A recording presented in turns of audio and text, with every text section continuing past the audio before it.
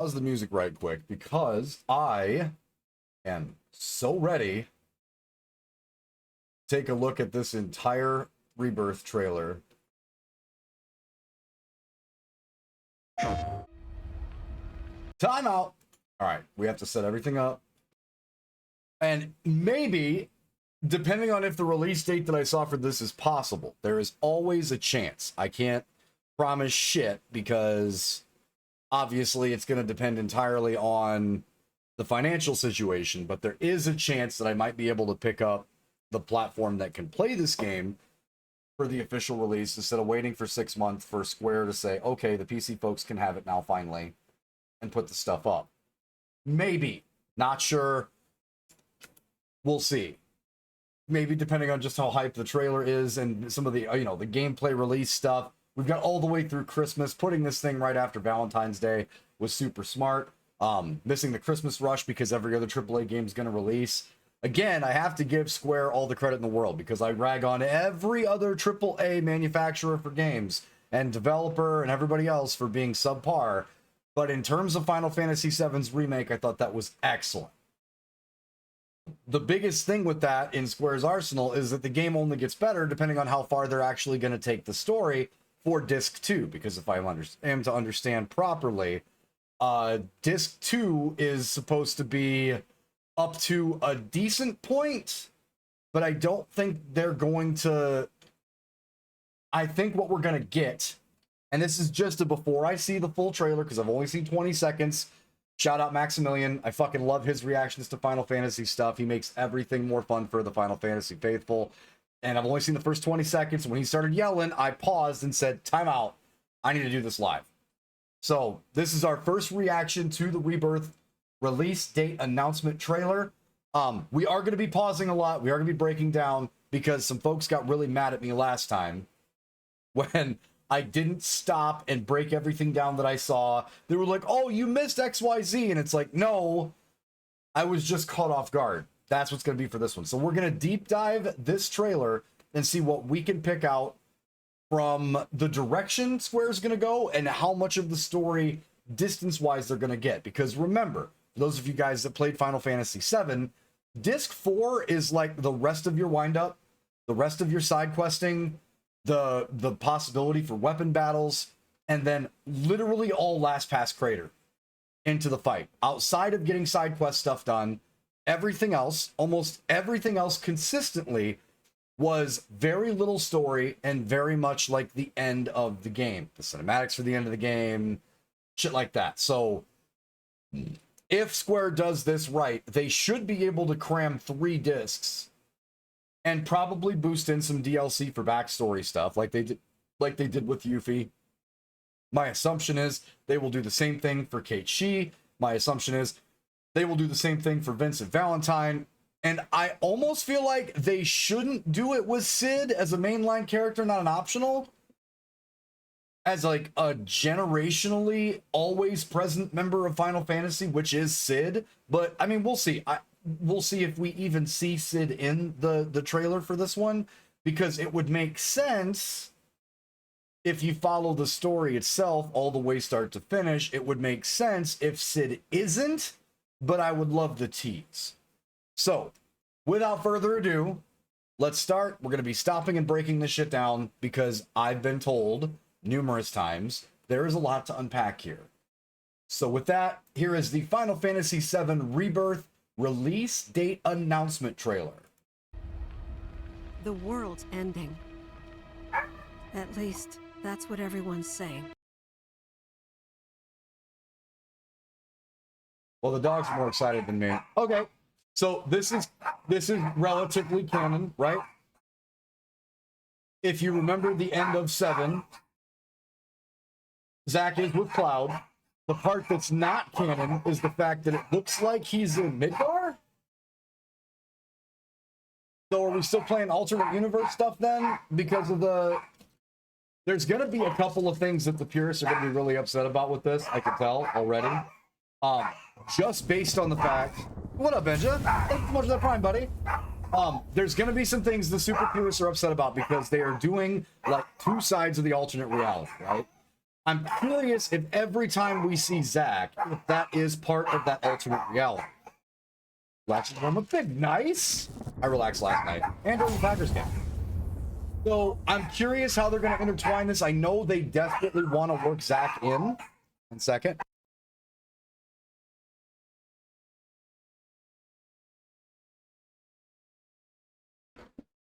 Get dogs walking outside. I know they desperately want to work Zack into the main story because of his backstory as a part of the iceberg. But I hope they're going to be careful with this because it's not like there isn't already a story in place. So if they get too creative, there's going to be a lot of bitching and moaning. But let's see where they take this. At least that's what everyone's saying. This sky, I don't like it. So right off the get-go, it looks like Zack made it to Midgar instead of getting stopped up on the ridge by Shinra. Which is also weird. So does that mean that the time skip, he beat the entire Shinra army that was waiting for him outside when they were there to delete him and Cloud?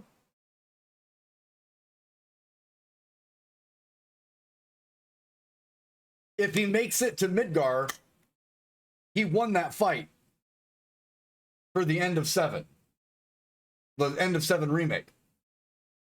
And 7 OG, where he gets gunned down. Interesting. This has to be a parallel thing. Ready to fire, sir. Welcome to the New World Order. Fire! Hey, look at this shit. Marching minigame? So, where's Cloud? He's got to be in there somewhere. So at the very top of the screen, right up here, you've got like the stunt orders as they come through. It looks like it's arranged based on like the use function, materia, then item. So it's the buttons correlated. So we'll actually have to do, damn, Junon looks sexy. So we'll actually have to do the marching minigame. That's clutch as fuck. Big fan of that. Junon City Hotel.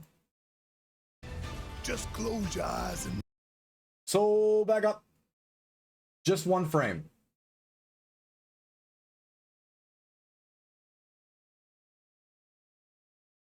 Okay.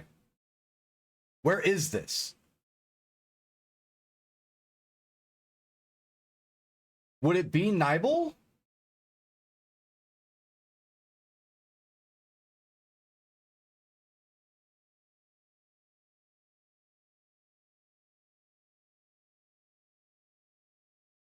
Or would it be Fort Condor? It would almost have to be Condor, right? Because Nibel doesn't have greenery around it. Those mountains are barren. Gonna guess this is Fort Condor. and listen. Undercity Junon. There's the house. Yo. Oh my god. All right. Tell me you can't hear that. Her rallying cry. Okay, we're going to be hitting the pause button every single time. We're going to watch it through, and then I'll clip back through and break down and give my synopsis on it. Because we're not going to make it all the way through this thing in under an hour if I keep fucking pausing. So, let's watch it through.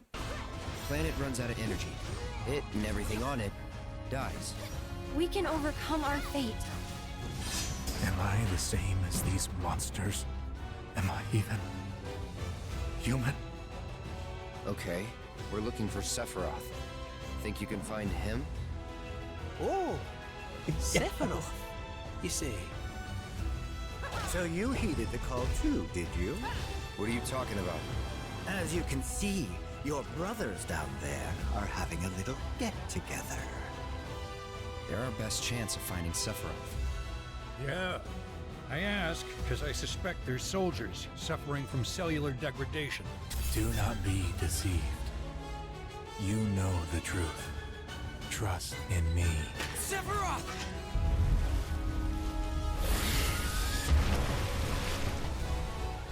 Come on!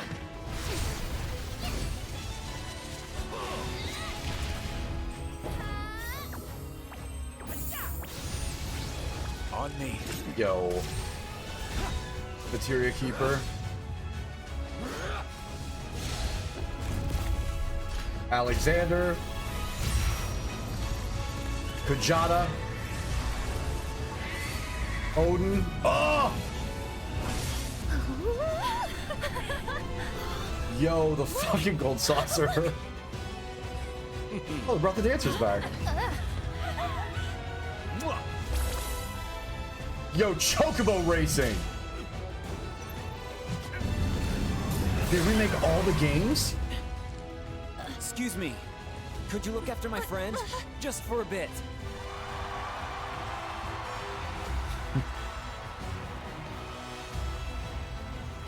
A weapon?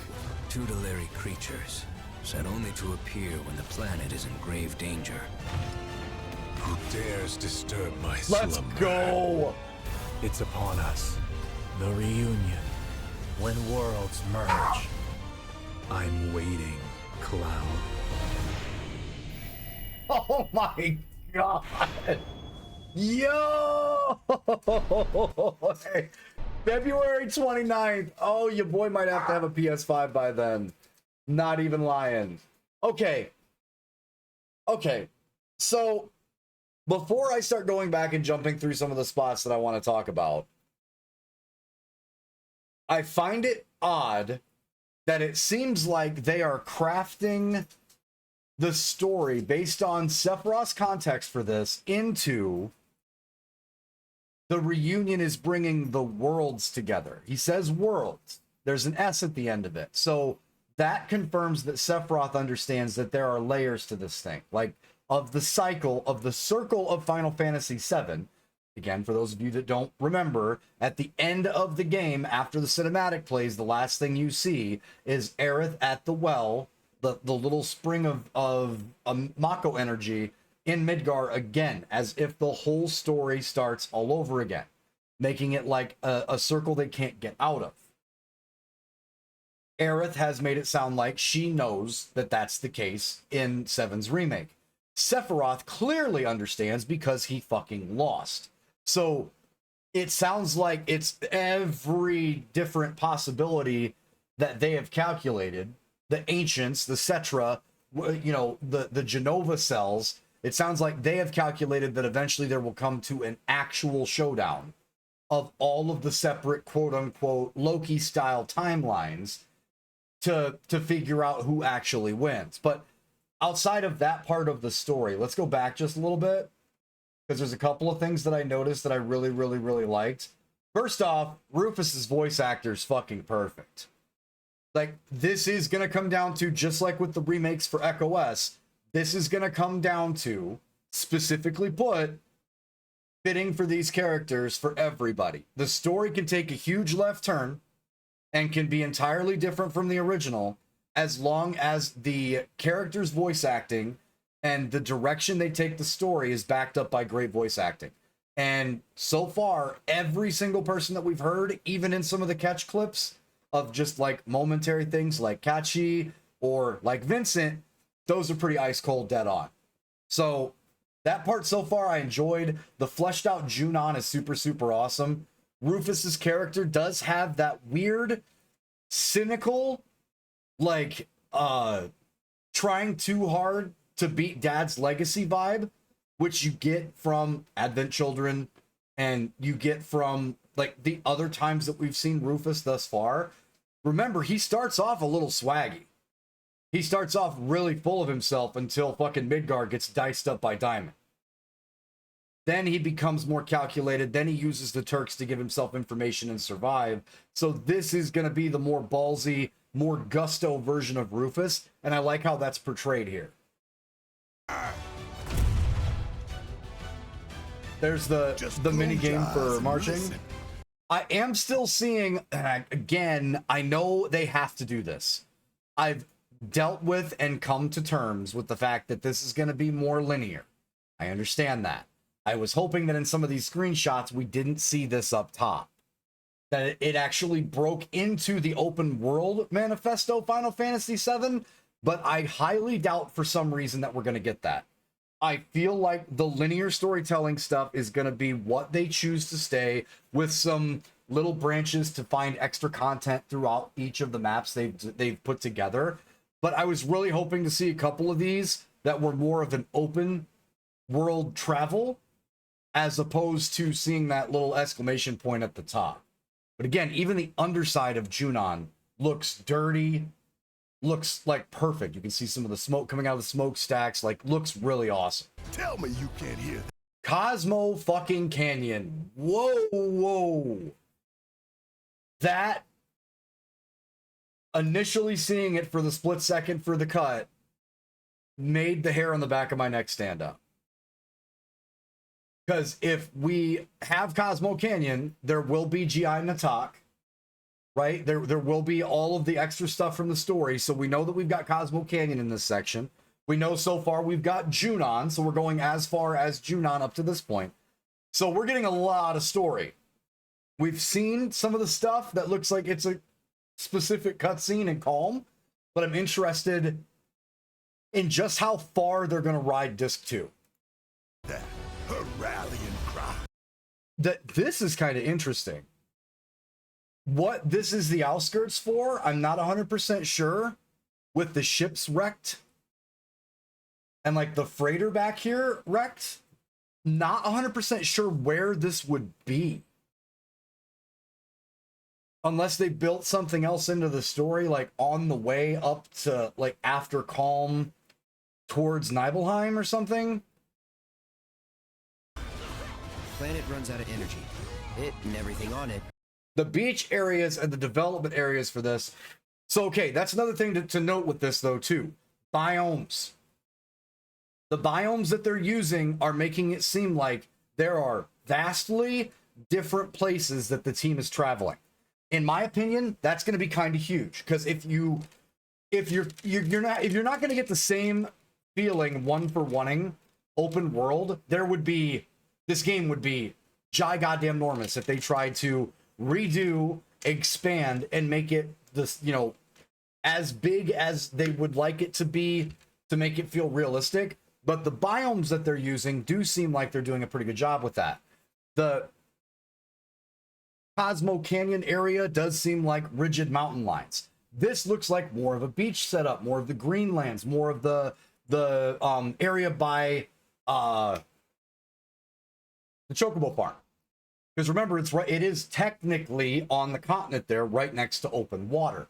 So you're seeing those different biomes, which is going to make it, even if it is more linear, is going to still let it feel very open world and searchable, and that's kind of fucking cool.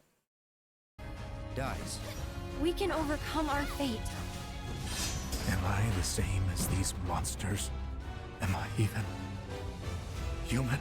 Really badass that this pretty much literally fucking confirms that we're getting the entire Calm flashback. Now, the question that I have is, are we gonna see the changes based on the two entities, right? Because of the stamp paradox. They've got two stories essentially running, with Zack being up around and running and delivering Cloud to Midgar, which didn't happen canon. So I'm interested to see if there's going to be any differences in things like the Calm flashback, because that's pretty iced on. That's a big part of the story, but they can use certain sections of that to set up whatever the different is, or the differences are going to be, that lead up to the rest of the story. So I'm curious how to the original they're going to keep this, and how much they're going to flesh that out. What up, Faust? There's something I want to point out once you get to it. Oh, okay. Okay, we're looking for Sephiroth. Think you can find him? Oh my fucking god. Shout out Echo S. Talk about absolutely fucking nailing it, bud. Dead on. Picked the correct accent, in my opinion. Picked the voice actor that was going to make that more, like, chilled out and fit right in. Love it. Love the fact that I also see you being able to use Kachi, as opposed to, like, last time where Red was not usable. You saw the combos and stuff happening with Keiichi as well. So that means you'll have Red as a playable character. You'll have Kachi as a playable character. Yuffie as a playable character. And we haven't seen Vincent fighting just yet, so maybe he's the bolt-on. But we'll see. It would be awesome if they kept that to the chest and we didn't know that he was playable until we got to that section. Because again, however they choose to do the limit breaks for Vincent Valentine is going to kind of make or break Vincent's character for me. Because getting to see Hellraiser, Nightmare, and Chaos in these graphics is going to be fucking sick. And there is more fleshed out story behind Chaos now itself. So that makes me fucking super excited. But I love the accent. I love the subtlety with Keiichi. And I'm pretty excited to have him in the story, even though he is my least favorite in all of the characters that we have available. There's a good chance with voice acting, just like everything else, and just like I felt with 7, that at least it will give Reeve a lot more depth to his character through Keiichi. Sephiroth, you see. So you heeded the call too, did you? What are you talking about? That's Hojo. So that must be Crater. That specific line is from Crater First Visit, where Hojo's calling him a failure for the first time. And it sends him into Thing. Like, sends him into a mental lapse. Also, the buggy looks sick as fuck, by the way. But, again, more hints at just how far we're going to get. It sounds like Crater's going to be a spot. With some of the earlier footage with the guys walking, Crater was already teased. But if we're having this conversation with Hojo, that means that we're going as far as the Crater. So based on where we're moving the marble, we know we're at least getting to the first visit to the Crater. Ooh, maybe. Oh, does that mean we get Temple of the fucking Ancients in this one too? Ooh! As you can see, There's a black chocobo, which made my entire inner person freak the fuck out. However they decide to do the chocobo stuff, however that happens, I feel like they will be more utility vehicles as opposed to things that we can farm and move up. Again, I am super confused with where this location actually is outside of possibly, based on the mobs, the birds, the cockatrice mob. That's got to be close to Cosmo Canyon, but I'm confused about the shipwrecks.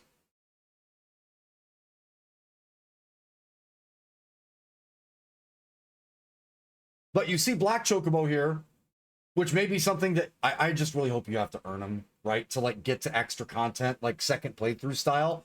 There's Black Chocobo climbing the mountain, and there's Blue flying.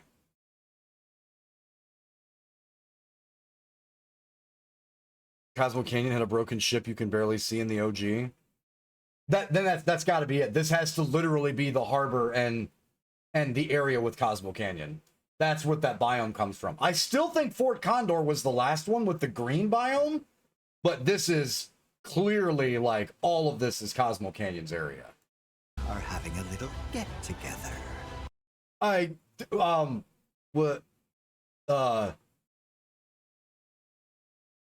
So Junon?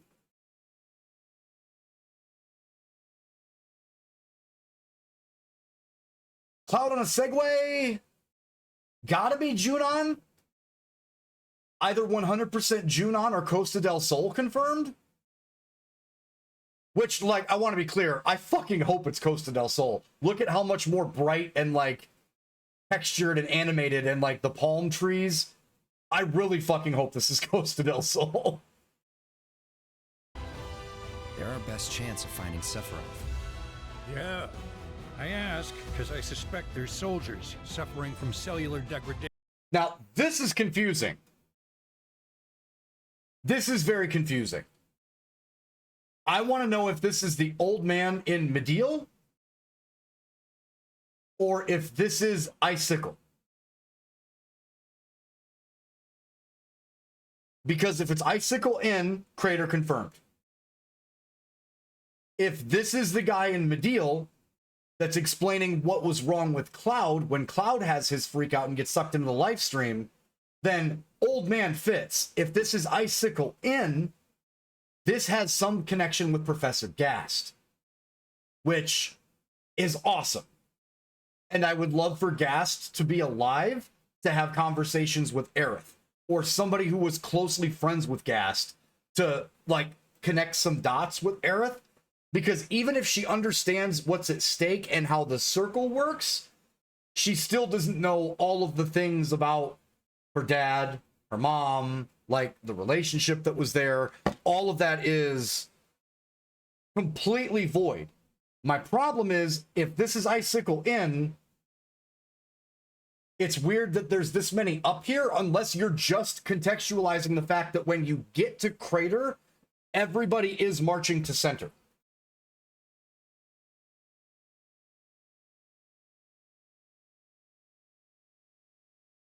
And based on the outside.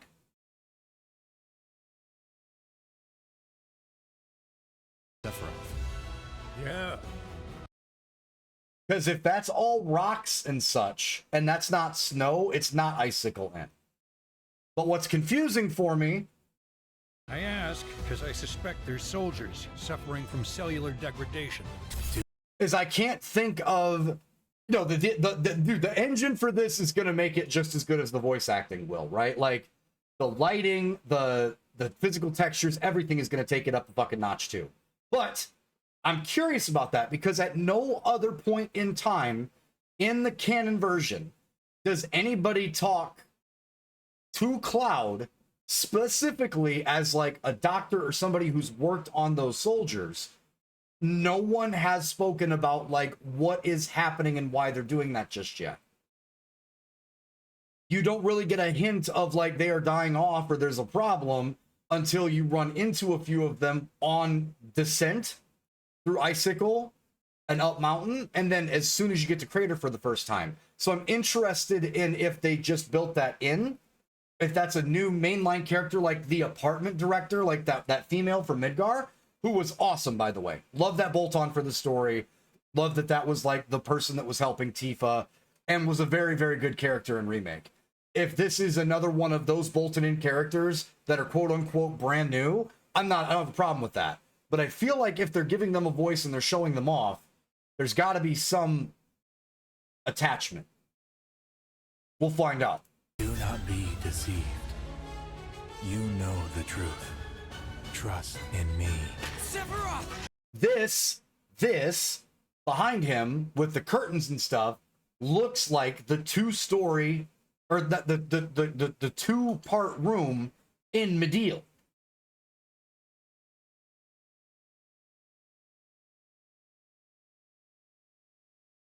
This looks exactly like the clinic in Medial, which is also something I'm very confused about. Because I may be reading too far into it, which is probably likely, but the separated room, like side-by-side thing, where Cloud was on the other side in the wheelchair, it looks exactly like that room.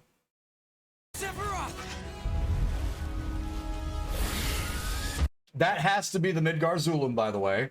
1000%, no question. This is bottom swell and looks sick as fuck. Come on.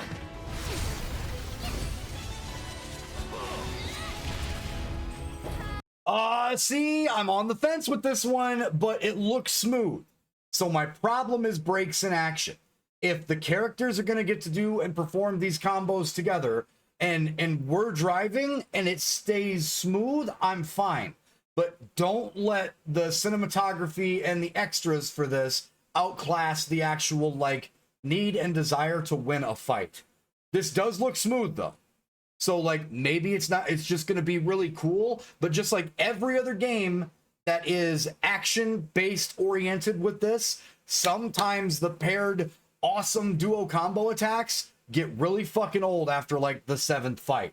Not necessarily for someone in a one-time playthrough. However, for people that have to grind for the hard mode that's no doubtably going to be baked into the game, just like it was in Remake with the hard, that shit is going to get real annoying real fast. If it is clunky. If this is smooth, it's fine. Like, if it's smooth, if it's powerful, if it helps with getting the mobs, I get it. Like, okay, cool. Nice touches. But this is one of those things that hard mode runners can't fucking stand. Because you're always going to have to do what grants the power, and then it feels like there are small stops in the middle of every single grinding battle for progression.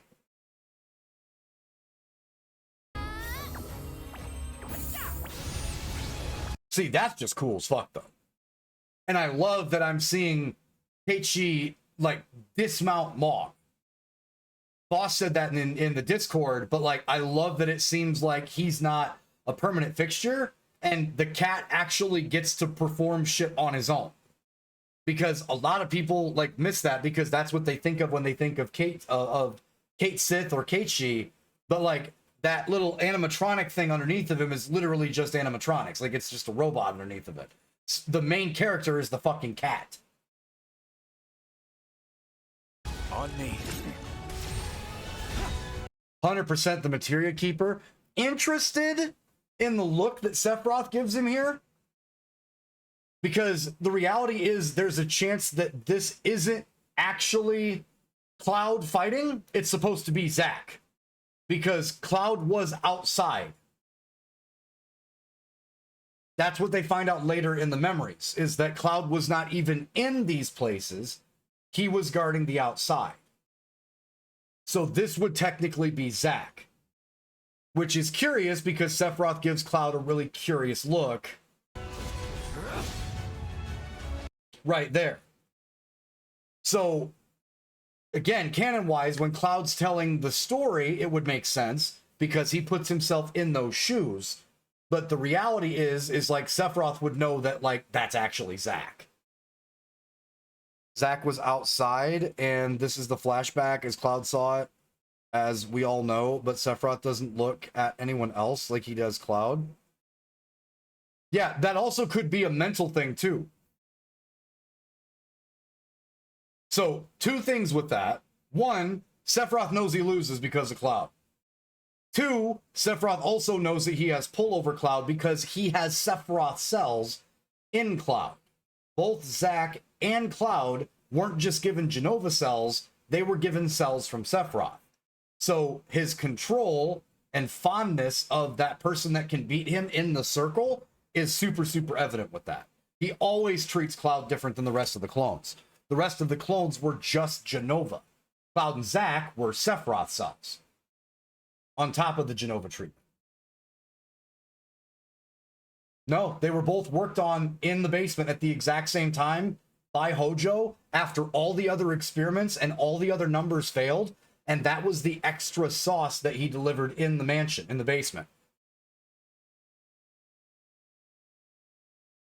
Zack had originally gotten the extra, but because they were both captured by Shinra, when Hojo went back in and fucked them up again, he made them both super puppets. And that's when they received, like, the Sephiroth cell. It was Hojo trying to fix his fuck-ups.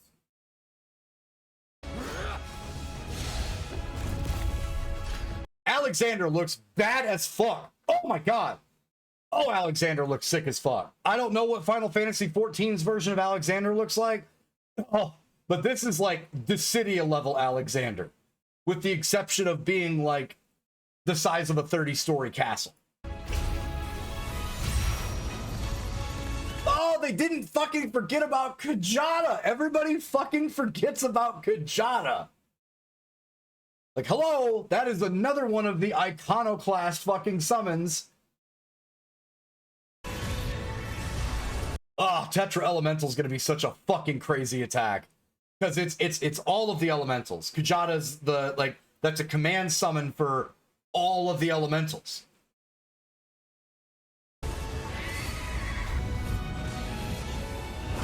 Odin looking sick as fuck, dude. Oh.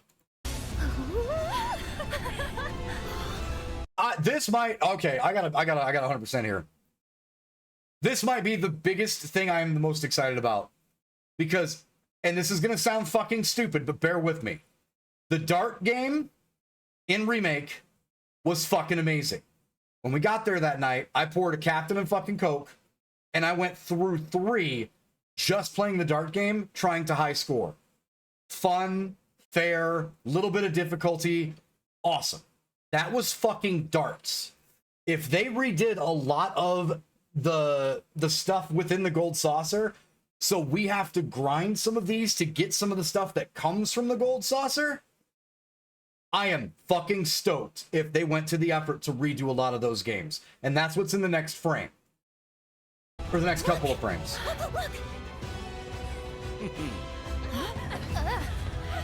I love this. All would be the acting. So it looks like maybe, just maybe, they boosted the night of the show. Depending on your date, maybe they boosted the show because we're seeing the dancers from the Honeybee Inn out here, which would actually be kind of sick.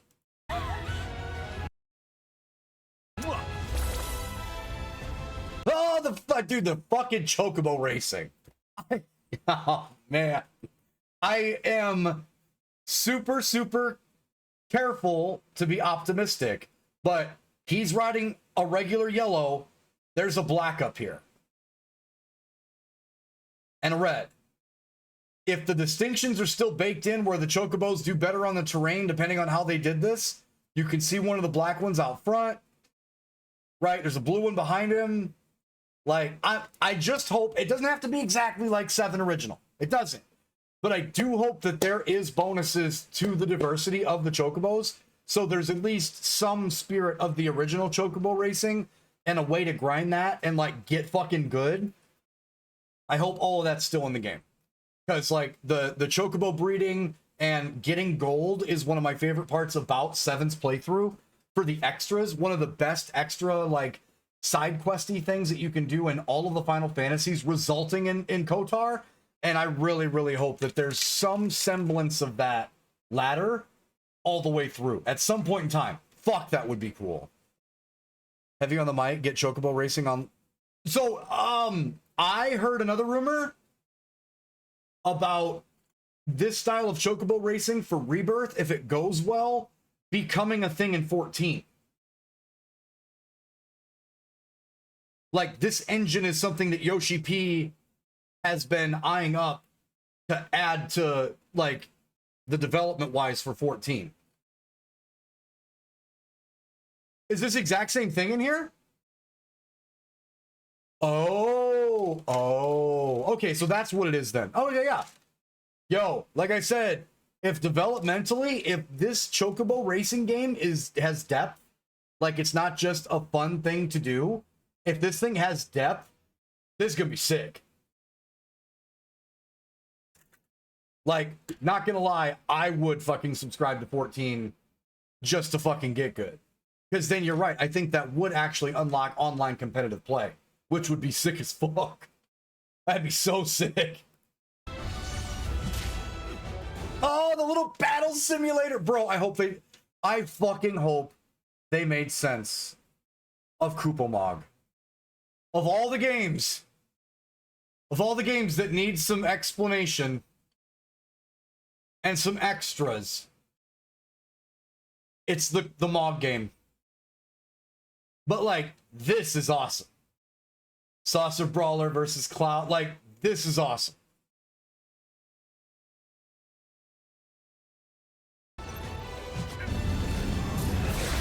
Rider game. We didn't see the snowboarding game. We didn't see the sub attack game. We didn't see the arm wrestling game. God, I hope they're holding some of those back. God, I hope they're holding some of those back. You also didn't see anything from the battle arena in here. So they're either holding their cards close to their chest with Gold Saucer, because yo, get some SSX tricky shit in there for the fucking snowboarding game. You can almost put an entire game in there.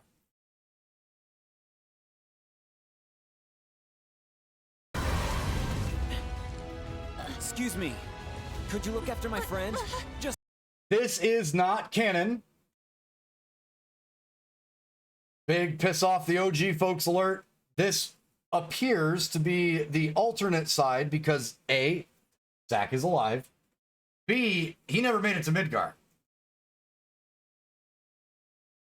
And when they dropped Cloud off in the original, they left him at the train station.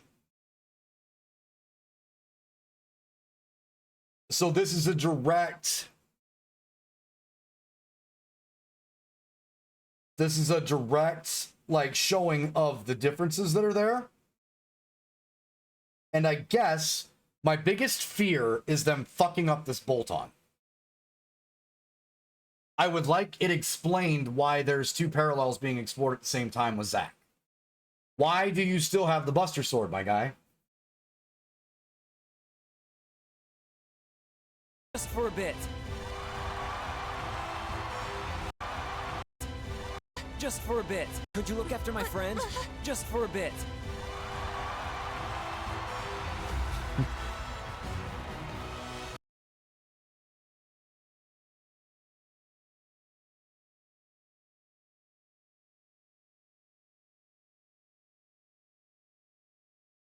They put emphasis on this.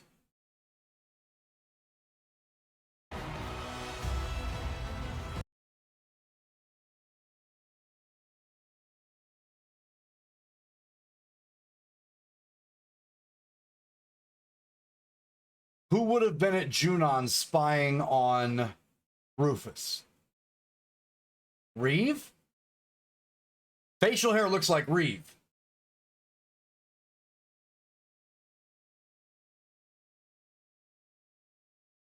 No, not Snake. Not Snake. Huh. I'm trying to think of the... Of course, Metal Gear Solid Final Fantasy crossover. Why fucking not? Fucking don't do that, Square. Don't fucking do that. I'm trying to think of what contextually would be the importance of having somebody paying attention to Rufus's movements and staying concealed in Junon.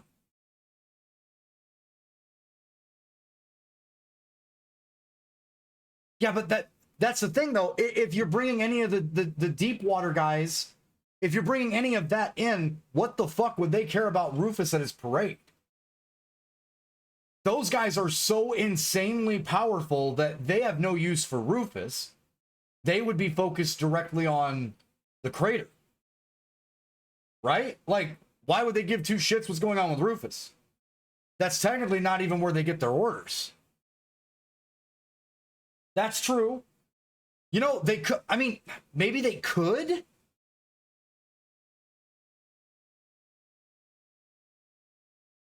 I just feel like wouldn't Genesis focus more on either Hojo or the Turks?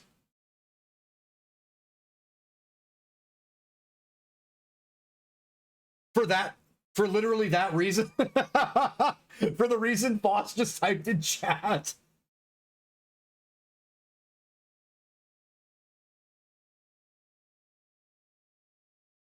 That's interesting. Maybe that is the crossover stuff because, you know, up to this point, we haven't seen anything with Chaos or with any of those guys. So maybe that is. Genesis would have his own ideals and be looking to, because the funding and stuff doesn't matter with the amount of power these guys have, right? So the reality would be that we know after the Yuffie, like Rufus in style. That's true too. I still kind of leaning more towards Reeve. Because Reeve 100% was the one that was the spy. But like, I don't know. They have to find a way after Yuffie, after her DLC, they have to find a way to work in the deep ground guys. Somehow. That's going to be in the story. Like, that's going to be worked in. There's going to be the threat of Sephiroth, but now we also know that Genesis and Chaos and the rest of that fucking group is technically free because they busted out, killed Yuffie's sidekick, and they're on the loose. So there's got to be some crossover section somewhere. Unless stepping through the portal in Midgar changed that, which I don't think they would. If they introduce them, they've got to still fucking be around. That's what I'm curious about. A weapon? Tutelary creatures, set only to appear when the planet is in grave danger. This is really fucking cool. This is definitely her in the live stream. which would mean maybe I'm right about Mediel.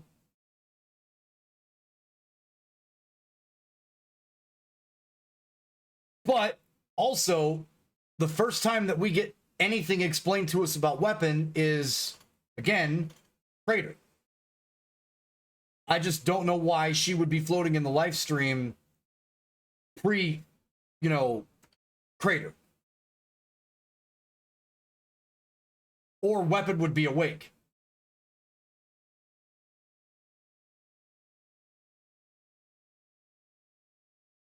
Who dares disturb my slumber?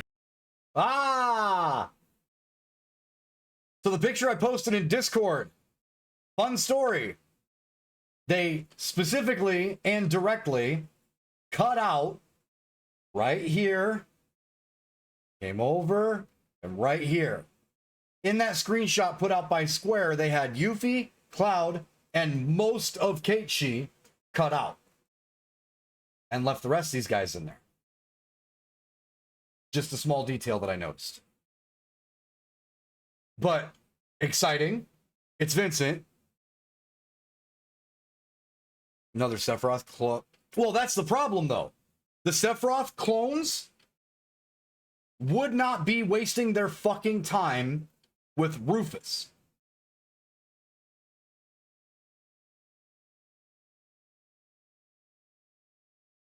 One of the other members of the modding community said there's a possibility, just because of the black cloak, that it might be a clone. If you go and look throughout the rest of Rebirth's trailer and go and look at the content that we have for Remake, all of the guys in black robes that are the clones are all torn up and they all have the same insignia on their back. It all says Reunion. I didn't see that on his cloak.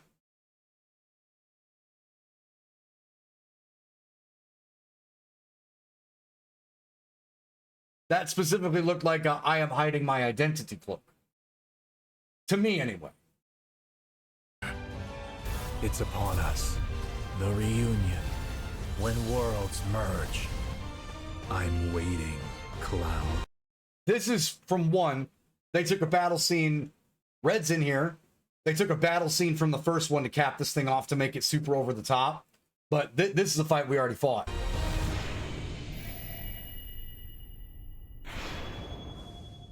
Woo! Oh! On 2 discs. That's incredible.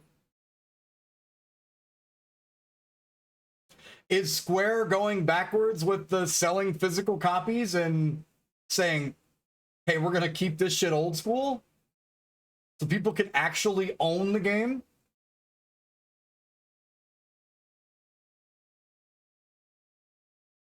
Okay. Okay.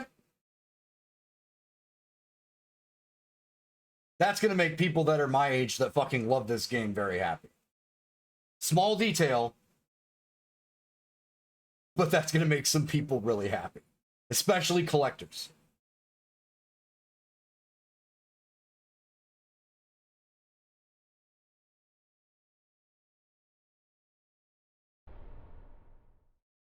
Is that it?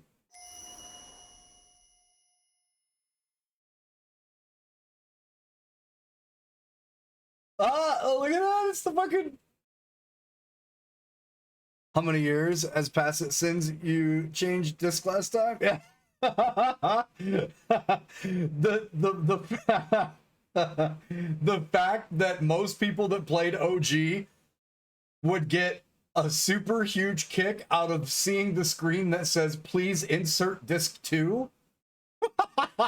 Like, little details like that. Little details. Now, again, things to talk about that aren't included in this preview. There's no Sid. There's no Shira. There's no Rocket Town. Right? That's not there. We didn't see Wu Tai.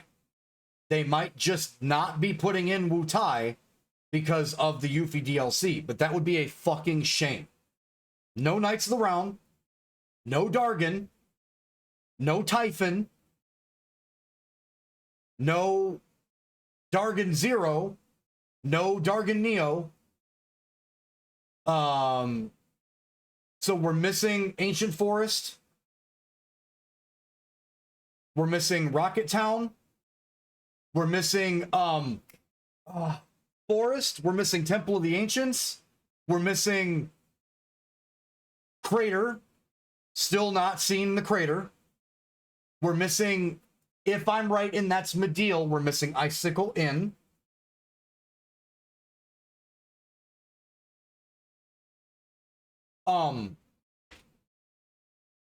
We didn't see Proud Claude. We only saw one weapon, which was underwater, which would indicate that that was Emerald. I think, if common sense works here. So we didn't see Diamond, we didn't see Ruby, we didn't see Ultima, we didn't see any of that. We didn't see, I think we saw Fort Condor. I think I can check that one off. We didn't see the Chocobo farm in this cut, but we know we have seen it teased already. We saw Midgar Zulum, so we know that's in. There's no Turk appearances in this trailer. I think Costa del Sol is where he's riding the fucking Segway, Mog. I'm almost positive, based on the colors.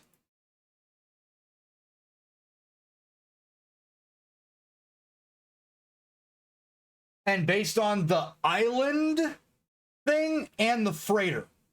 This looks like the freighter that they would have taken across the ocean. I believe this to be Costa del Sol.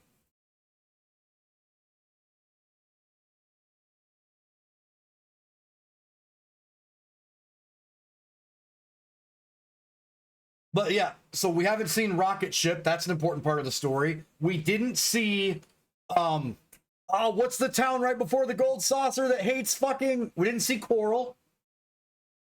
So they left out Dine and Barrett's story from this trailer. I'm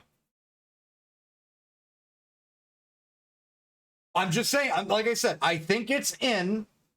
It would almost have to be if we're at the Gold Saucer, but they held that back from this, right? So it's something to be noted that they did hold that back. We didn't see any of the Turks. Again, we run into Elena, Rufus, and Reno multiple times throughout this fucking journey. So no sightings of them for this release trailer. We haven't seen Genova yet.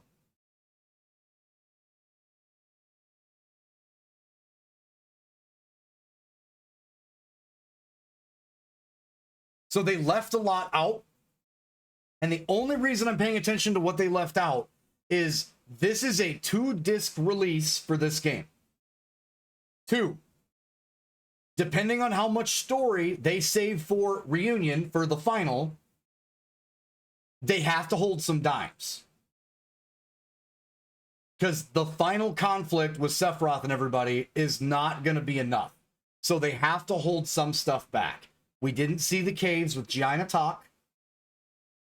We didn't see the Materia Caves. We didn't see anything from Great Glacier. So we didn't see a lot, but we've had a lot teased already too, in other various ways. The bottom line is if they've linked a lot of this stuff together, and this, how long is this 3-minute fucking trailer? If this 3-minute trailer is leaving out this much, I just want to know what they're going to hold back for Reunion. Because it seems like the entire north side of the map is what they're keeping quiet. And specific summons, it seems they are very much keeping quiet. Some shit that's going on, and I think we're going to somehow hit Advent Children content in game. I mean, I hope not. I hope that they have some lead-ups to why Advent Children. But I hope that it's just story links, and I hope that they don't try to cram those two timelines together like that.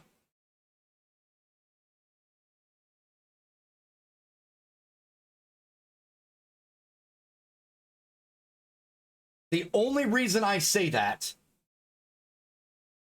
I hope not, is because one of the triplets has to consume the Genova cell to become Sephiroth.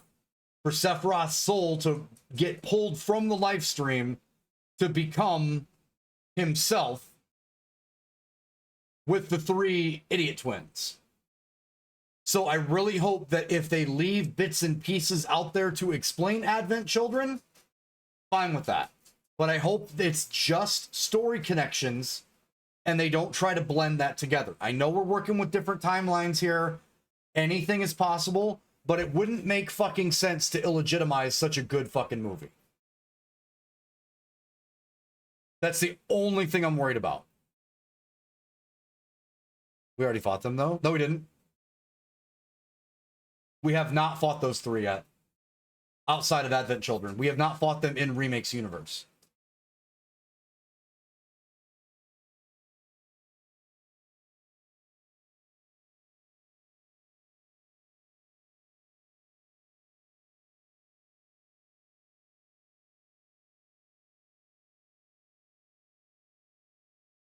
It was confirmed them. Are you talking about the judges? The physical incantations of the... I mean, yes, but that's not them in the flesh, though, either, Faust. That's not them materialistically having the bits and pieces put together, and or why. That's the same thing with Sephiroth before it's actually Sephiroth in the living flesh. Like, it's consciousness pieces of Genova. Oh yeah, I fucking loved every second of it. It's taken me forever to break this shit down. So, here's the conceptualized understanding from the modding community. If it's a continuation, then Kadaj already is still Sephiroth. That's true, but not without Genova. So if you remember, those are the whispers. Those incantations are made of whispers. They are not made of Genova. They are not made of Sephiroth. Because in this reality, Sephiroth is still in his flesh, which means he's taking the form of one of the soldiers or the test subjects, right? Kadaj doesn't become Kadaj, and the other 3, the 3 of them don't exist until the physical body of Sephiroth is put down, because he's currently, in this reality, still in a big, icy chrysalis of Mako energy. So until they fucking destroy him, the 3, and even Kadaj, can't fully exist. They can exist through the whispers, it looks like, as the figments of Genova's, like, personalities or Sephiroth's will, but they cannot exist until Sephiroth is broken. They all need the Genova to exist. And as of right now, based on them looking at the timeline, Genova hasn't even been broken out of Midgar yet. So that would be jumping way too far ahead. Now, they could always explain that, and I think that would get a big fucking shout of excitement from the people that loved Advent Children, because it's still not conclusive how Kadaj and the other 2 come to be. Rufus just says there are 3 problems. And then it does like the introductions to who they are, what they're doing, and the different emotional the different emotional separations for each one of them. But the theory was pretty prominently that those 3 were fragments of Sephiroth and Genova's thoughts, and they couldn't become whole until they had Genova. They needed Mother. And then because they got Mother, it helped unify into Sephiroth. But they need the physical, like, pieces of the alien or the physical pieces of Sephiroth to be. So they can explain that all they want. They can actually also show why those 3 are plausibly Professor Gast's creations, not Hojo's. Because of the trying to replicate the Cetra gene and failing, because his failures were actually, like, not in capsules in Nibel and being turned into monsters. His were like more gentle experiments on at the glacier. And still, these stories make more sense than 9. Facts! And this one has an alien. She's just the bad guy.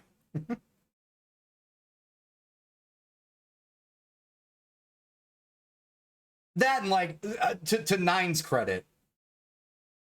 To 9's credit, that's like the observing, overmining gods that happen to be human to themselves.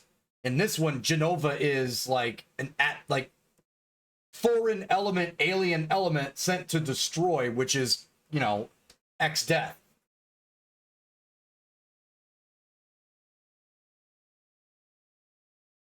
All I know, Kadaj and gang come from a black pond, which was theorized to be the ending resting place for Sephiroth. Like the body of Sephiroth. The primordial soup of Hojo's experiments with the Genova cells.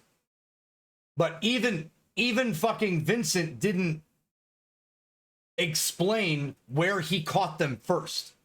He just said he ran into them. Kadaj and the boys. Because remember, again, this is canon. When the Genova cells are separated, that's what Shinra did. They separated the torso from the legs and the arms. They cut everything up and separated them, put them in different spots. But the cells all tried to travel back to a centralized point. The black pool was one of those points that everything crawled back to when they got out of their containment areas or there was destruction. And then they tried to pull themselves back into becoming one again.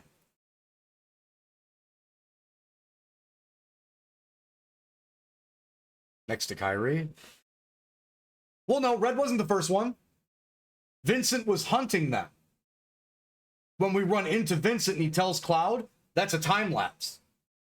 Where he runs into them in the forest for the first time and escapes. And Kadaj does the as Vincent's getting away. Vincent was the first one to make contact with them. Because he was doing his Vampire Hunter V thing and scouting for threat.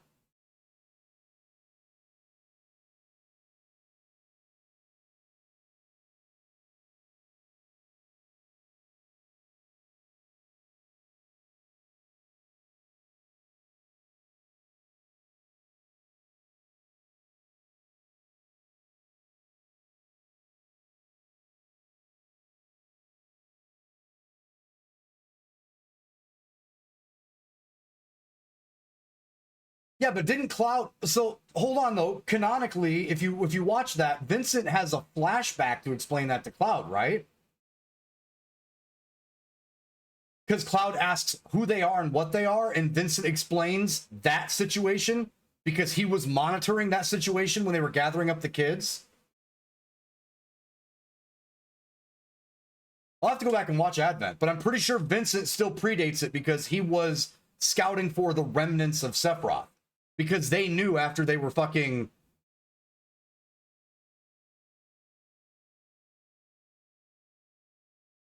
Yeah. That's what he said. He was monitoring the situation. And as soon as he started to harm the kids, Vincent intervened.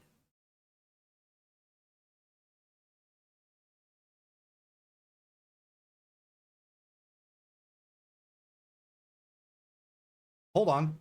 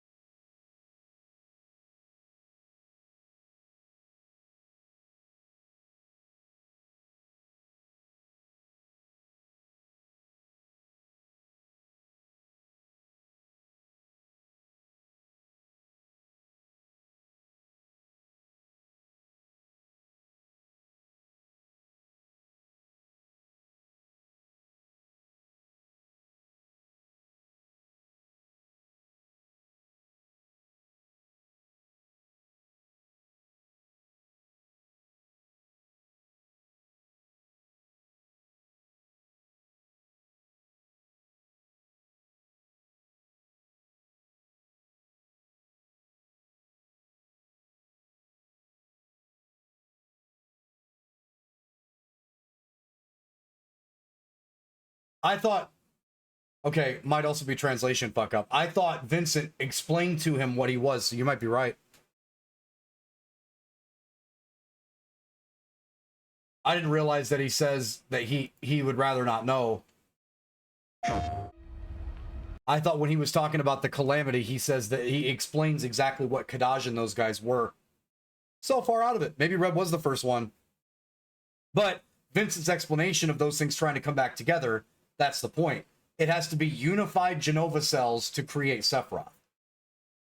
So technically speaking, Kadaj and his brothers always exist. They just don't come to be until Sephiroth gets shattered. Because they need, like, material to exist.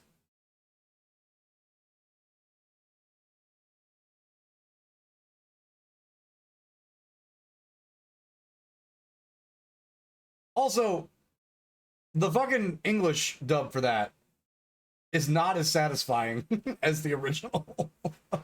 Vincent's voice sounds super fucking nasally. I'm curious if they're going to keep the same act. Like, I'm interested in how the vocal inflection is going to be and the overall age. I'm also interested in the fact that it does not look like the mansion outside. My slumber. That doesn't look like the hallway in the mansion.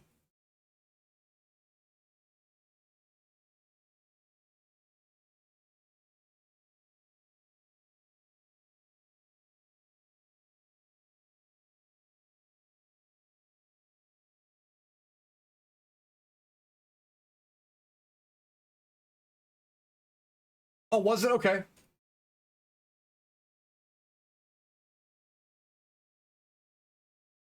Well, that's interesting. Like I said, I hope that they don't try to blend that together.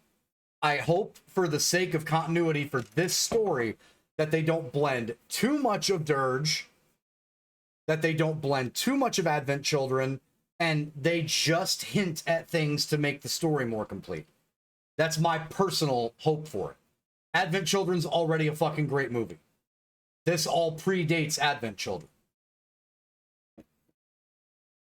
Everything that's going on because it's still original story. Or different takes on the original story.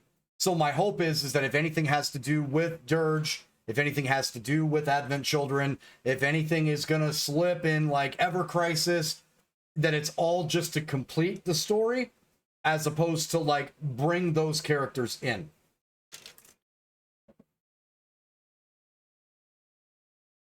Who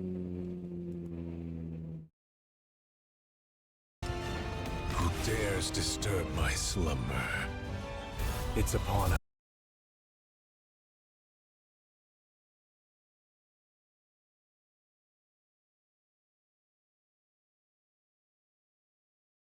I don't know the voice actor names.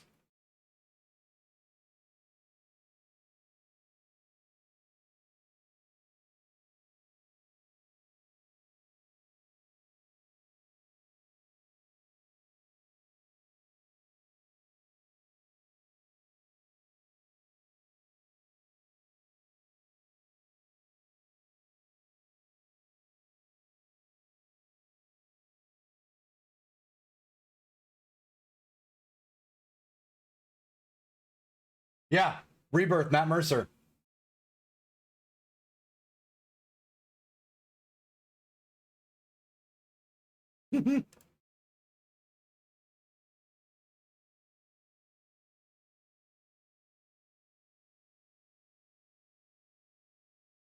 This is, again, the last part of this is bolted on from Remake 2.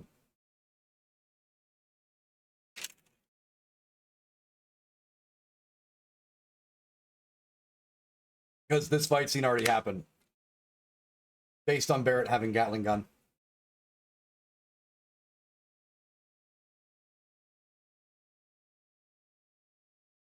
Overall synopsis, not gonna lie, if I had a PlayStation, I would 100% pre-order this. Since I don't, I'm gonna have to wait. Maybe throughout the time from now until February, like maybe through taxes or something. Me and Mel are still playing catch up, but there's a possibility I could latch onto it. Otherwise, my playthrough won't be until they release it on Steam, which again, I can wait.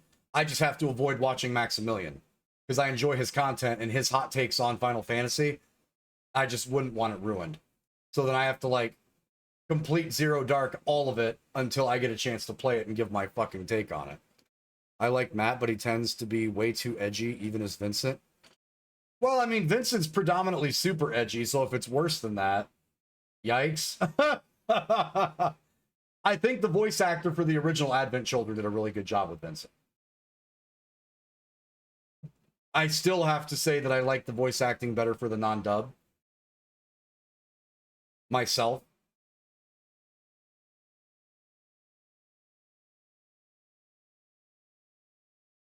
But okay, like, lots of questions.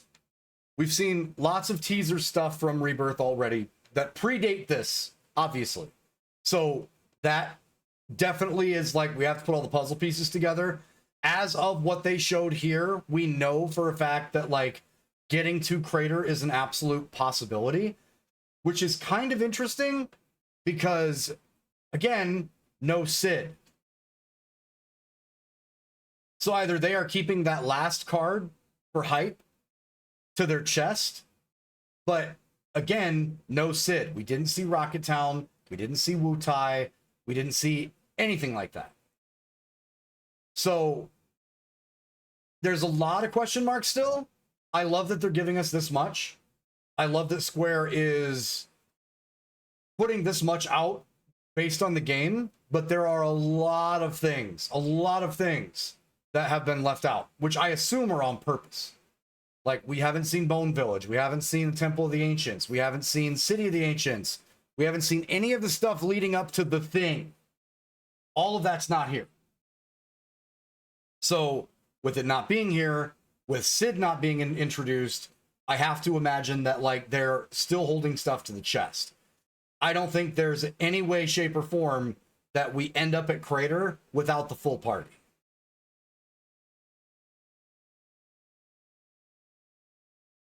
I don't think there's a chance in hell that's the case. We also haven't seen Temple of the Ancients.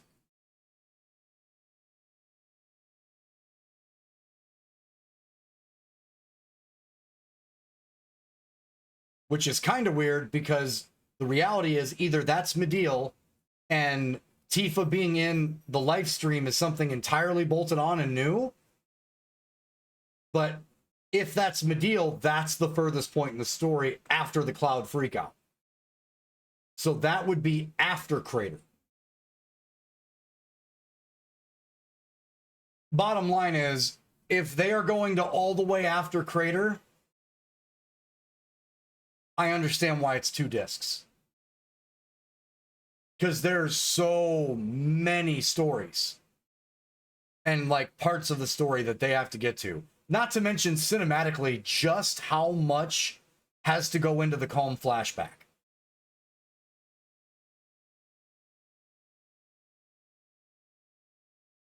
And Nibelheim. And Mount Nibel. Like, there's a shit ton.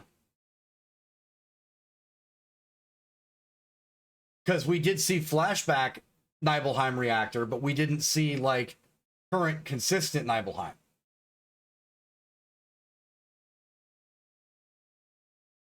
Interesting, though. Really good teaser trailer. Lots of questions still. And I know anybody who's really, really faithfully in love with this game would have the same question seeing it. But really well done trailer. My biggest concerns are, like, how far we're going, the battle system, because guys like myself, Strife, Farron, like, everybody's going to play the hard mode for this more than likely. The battle system, having the combo attack stuff in there, gets kind of monotonous if you are trying to grind for max level shit in the, like, the action style fighting that they have for this. But again, I didn't think I was really going to like Remake's fighting system, and the only thing I bitched about was the helicopters. Because the aerial combat needed fucking help. And then fighting them with Yuffie made it a lot easier because she could just stay elevated. I would assume that, like, Red can probably stay elevated. Vincent doesn't need to be elevated. But the aerial combat with Cloud and with Tifa was awful. And that's the only biggest gripe that I had for Remake, even with the style of fighting not being my turn-based stuff. So, up to this point, those are kind of my two biggest concerns. We still don't have any idea exactly how much they are going to twist and convolute the story to tell it the way that they want to. I didn't see anything in here that gives a huge left turn to the original story that also could be very planned. Have a pretty honest concern about who they're talking to, the doctor, but again, they're free to do what they please. I don't think there's any issue with the apartment manager in Midgar. She was an awesome addition to the story. If the old man doctor is just another bolt-on, or, you know, side quest option or a new character just explaining some other stuff that maybe wasn't as fleshed out in OG, I'm fine with that too. Like, honestly, I think that's okay. I have a lot of questions based on, they said they were going to do things a little bit different, and the only thing that stood out that was super different up to this point was Zack being in Midgar. And why Zack's in Midgar. And still holding the Buster Sword.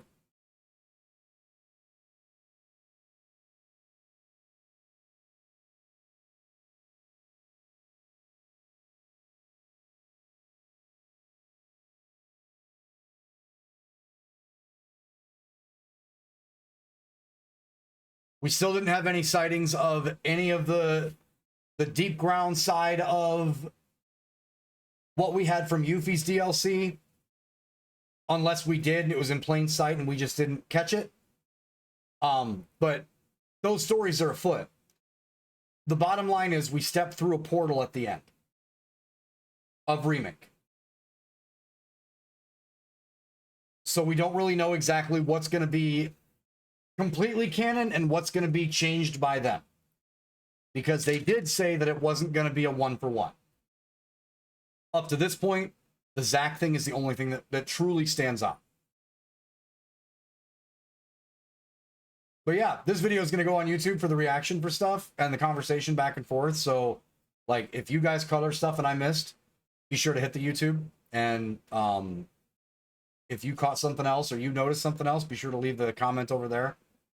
But I'm interested to talk to Crane and Suna after Suna's done getting married and shit, and Strife and Uprisen, and see if there's anything else that they saw or that they noticed, to see exactly what they draglined.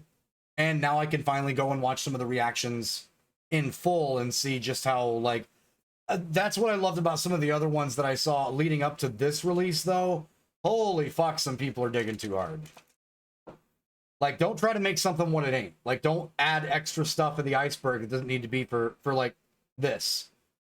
Everyone needs to keep it simple, because they are still going to respect the original. Like, that's the bottom line. They can give hints and stuff to everything else, but I do feel like the entire process for Square for this is going to be to respect the original. I think that's the way they're going to do it. But big fucking trailer.